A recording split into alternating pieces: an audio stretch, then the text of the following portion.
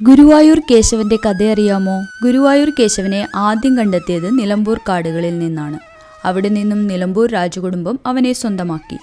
നിലമ്പൂർ കോവിലകത്തിന് വീണ് കിട്ടിയ സൗഭാഗ്യമായിരുന്നു സർവ്വലക്ഷണങ്ങളും നിറഞ്ഞ കുട്ടിക്കൊമ്പൻ. കേശവൻ രാജകുടുംബത്തിന്റെ 12ാമത്തെ ആനയായി നിലമ്പൂരിൽ വളരുകയായിരുന്നു. അങ്ങനെയിരിക്കെ 1921 മലബാർ കലാപത്തെ തുടർന്ന് കോവിലകം ആക്രമിക്കപ്പെടുകയും വിലപ്പെട്ട സ്വത്തുക്കളോടൊപ്പം കേശവനെ നഷ്ടമാവുകയും ചെയ്തു. പ്രാണരക്ഷാർത്ഥം കുടുംബാംഗങ്ങൾ തൃശൂരിലേക്ക് താമസം മാറി. കേശവനെ നഷ്ടമായതുകൊണ്ട് എല്ലാവരും ദുഃഖത്തിലായി. വലിയ ഗുരുവായൂർ ഭക്തയായിരുന്ന കോവിലകത്തെ തമ്പുരാട്ടി കേശവനെ തിരിച്ചു കിട്ടുന്നതിനായി ഗുരുവായൂരപ്പനെ ഭജിക്കുകയും തിരികെ കിട്ടിയാൽ നടയിരുത്തിക്കൊള്ളാമെന്നും നേർന്നു. കൊള്ളക്കാരുടെ കൂടെ കഴിഞ്ഞിരുന്ന കേശവനെ അതുവഴി പോയ വഴിപോക്കൻ ഒരു ദിവസം കണ്ടെത്തി.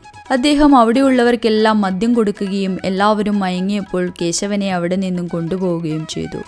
അത് സാക്ഷാൽ ഗുരുവായൂരപ്പൻ വേഷം മാറി ചെന്നതാണെന്ന് ഇന്നും വിശ്വസിക്കുന്നു. അങ്ങനെ തിരികെ കോവിലകത്തെത്തിയ കുട്ടി കേശവനെ വലിയ തമ്പുരാട്ടിയുടെ നേർച്ചപ്രകാരം 1922 ഗുരുവായൂരമ്പലത്തിൽ നടയിരുത്തി.